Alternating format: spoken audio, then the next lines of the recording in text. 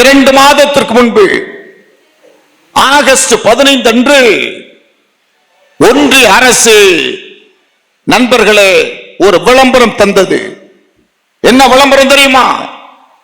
ஒரு பக்கத்தில் காந்தியார் படம், இன்னொரு பக்கத்தில் நேதாஜி படம். காந்தியார் நேதாஜி படத்திற்கு மேலே சாவர்கார் படம். சுதந்திர போராட்டத்தின் வரலாற்றை திரிபுவாதம் செய்வதற்கு சாவர்கார் படத்தை முன்னிறுத்தி ஒரு அரசு விளம்பரம் செய்யப்பட்டது.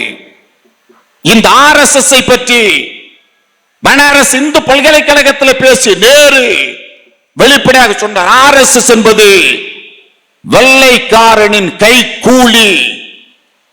அவருடைய அற்ப பதவிக்கு காத்து கிடந்தவர்கள், சுதந்திர போராட்டத்தின் துரோகிகள், சுதந்திர போராட்ட தியாகிகளை காட்டி கொடுத்தவர்களே வெளிப்படையாக சொல்லப்பட்ட அமைப்பு.